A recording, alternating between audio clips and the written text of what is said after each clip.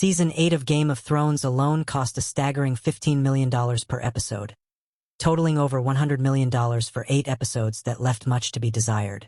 While these colossal budgets set the bar high for what we should expect from upcoming TV shows, for HBO CEO Casey Bloys, they represent massive investments that need to be recouped, and if we've learned anything from covering AAA games like Assassin's Creed or record labels, not recouping these costs happens far more often in entertainment than we assume.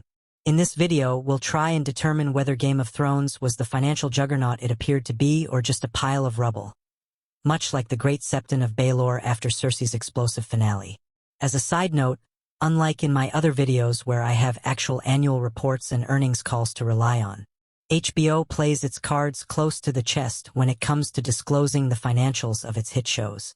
This is because, unlike the Lannisters, HBO hates paying its debts to its talent and producers. This secrecy is a classic example of Hollywood accounting at work. To be fair though, HBO is not unique in this. For instance, Walking Dead's first producer Frank Darabont recently won a $200 million lawsuit against AMC. Darabont accused AMC Networks of artificially reducing Walking Dead's profits to reduce his share of the profits from The Walking Dead. Since Walking Dead was an in-house production of AMC, the network paid significantly less in licensing fees to AMC Studios.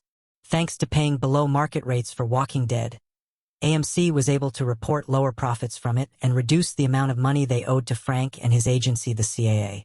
It's therefore not in HBO's best interests to reveal just how much Game of Thrones might have raked in. Our best bet for accurate information would be profit participation statements from stars like Kit Harington, Peter Dinklage, or even George R.R. Martin himself. Unfortunately, these contracts are often locked behind NDAs, and none of the cast members have leaked any details so far. So where does that leave us?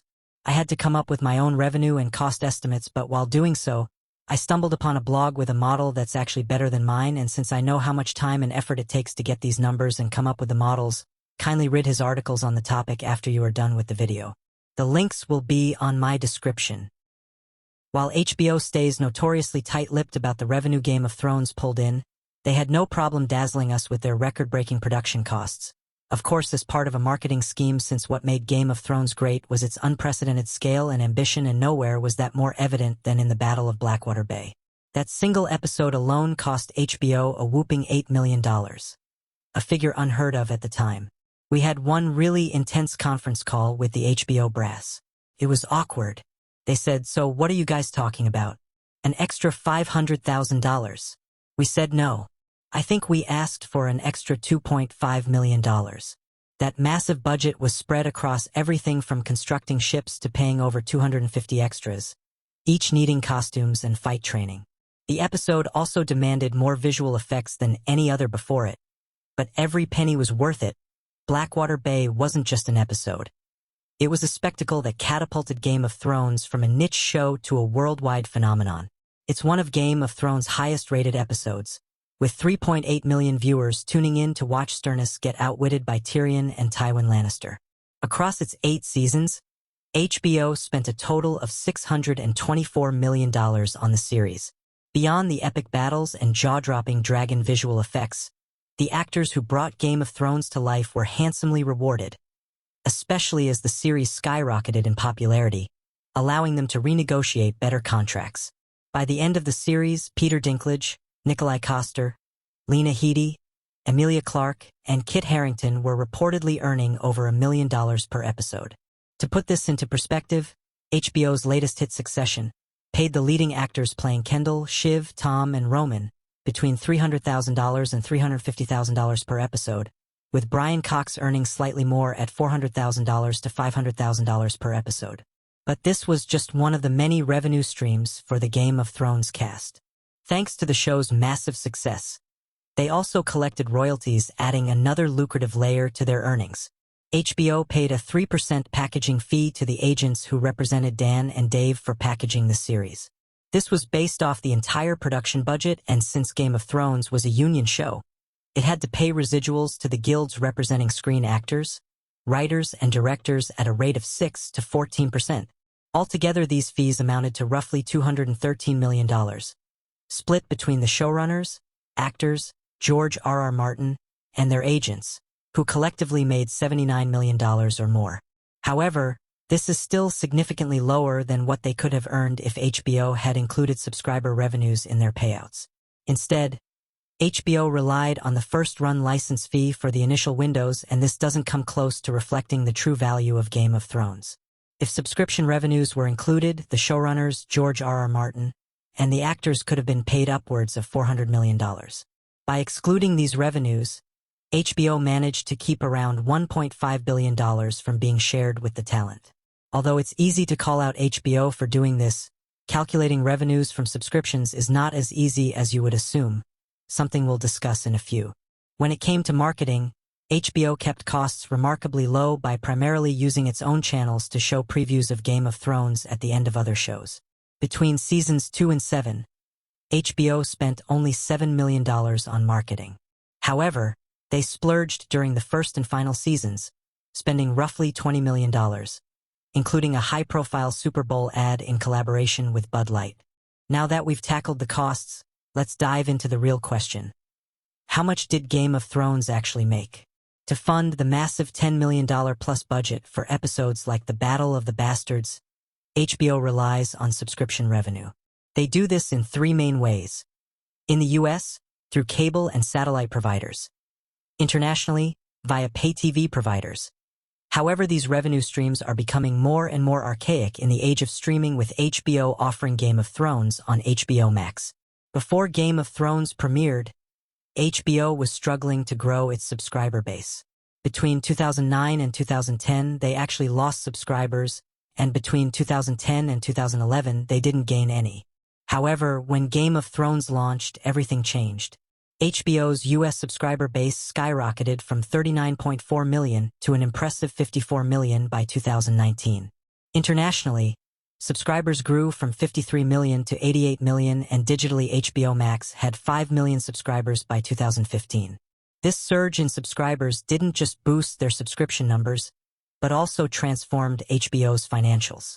Their revenues grew from $4.5 billion to $6.3 billion by 2017, and their operating profit jumped 50%, from $1.4 billion to $2.1 billion. It would be natural to assume that all this growth HBO experienced was due to the wild success of Game of Thrones. However, the reality is more nuanced. We have to keep in mind HBO has thousands of shows and movies in its library, with iconic titles like The Sopranos and Succession also drawing in viewers. So, how does HBO determine which shows drive subscriber growth? This is crucial since it guides decisions on whether HBO should cancel a show or invest more money in more seasons to keep subscribers hooked. For instance, I unsubscribed from HBO Max after Succession ended and only subscribed again for House of the Dragon. To answer this, streaming giants like Netflix, HBO, Amazon, and Apple employ teams of data analysts and sophisticated algorithms to measure how millions of users engage with their content. But in our case, we have to rely on educated estimates. The article I referenced estimated that Game of Thrones was responsible for 10% of new domestic subscribers, 5% of new international subscribers, and 50% of new HBO Now subscribers. It also estimated that George R.R. Martin's universe helped retain subscribers at a rate of 2%.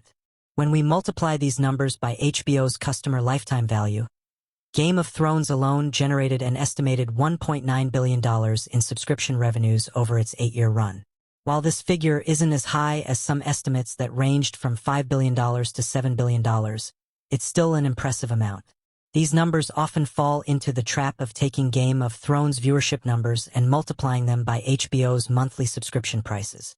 Besides the fact that HBO had other shows that pulled in subscribers like I mentioned, their logic is also flawed because it overlooks HBO's costs to acquire subscribers and implies that viewers didn't watch anything else on HBO during their subscription period.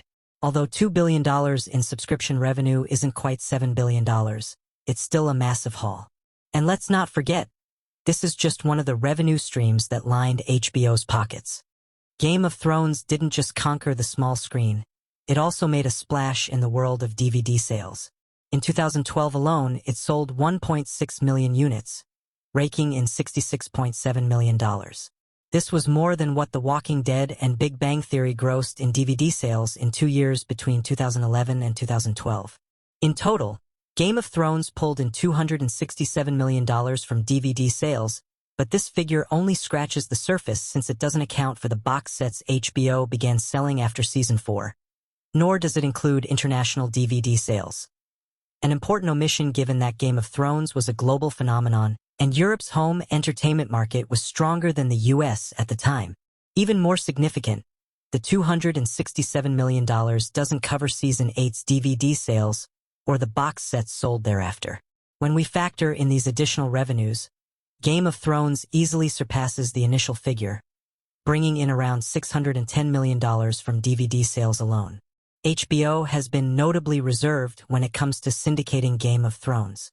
For example, when HBO struck a $300 million deal with Amazon in 2014, they made a point of excluding Game of Thrones from the library deal. Given HBO's focus on expanding the franchise with spin-offs, it's unlikely they'll push Game of Thrones into syndication anytime soon. However, HBO was open to selling broadcasting rights to various international networks like Sky Atlantic, Canal+, Foxtel, Hotstar, and Mnet, which aired Game of Thrones to viewers in the UK, Germany, Austria, Italy, India, and South Africa. Season 1 reportedly fetched $2.5 million per episode internationally, and this rate likely increased after Season 4. In total, HBO probably earned around $300 million from international sales and licensing. When Johnnie Walker released its Game of Thrones branded liquor bottles, I thought they were among the coolest liquor bottles I've ever seen. But that was just one of countless merchandise items spawned by the franchise. From makeup sets and Adidas sneakers to board games, every company wanted a slice of the Game of Thrones pie. The show achieved something rare, blending the fanboy element with primetime drama, a feat few TV shows managed to pull off. Unlike massive franchises like Marvel, DC, and Star Wars, which primarily target kids with toys, costumes, and Lego sets, Game of Thrones captivated a more mature audience, meaning it probably didn't pull in as much from merchandise revenues compared to these shows. Game of Thrones generated an estimated $2 to $4 billion in merchandise sales, and since HBO only takes a percentage of these sales, their cut would be somewhere between $100 million and $200 million. When HBO decided to film Game of Thrones in Ireland, it wasn't just for the stunning landscapes. The real draw was the generous tax breaks offered by the Irish government. HBO received refunds of up to 10% on their production costs. For the first 3 seasons alone, Ireland provided approximately $14 million in tax credits, and extending this rate suggests they could have refunded close to $36 million over the entire run. When we tally everything up, Game of Thrones generated an impressive $2.2 billion for HBO. That breaks down to roughly $285 million per season and $31 million per episode, and these numbers are poised to grow, as Game of Thrones will continue to hold significant library value. Although, with the mixed reception of House of the Dragon Season 2, one can't help but wonder about the franchise's future. These numbers place Game of Thrones among the best-selling entertainment products in history, rivaling heavyweights like Avatar, Avengers Endgame, Titanic, and Star Wars. It's no surprise that, in recent years, every major streaming service has been eager to capture similar success with their own fantasy TV shows. Yet, these attempts have largely fallen short. Netflix's The Witcher and Amazon's The Rings of Power have struggled to match the phenomenon that was Game of Thrones.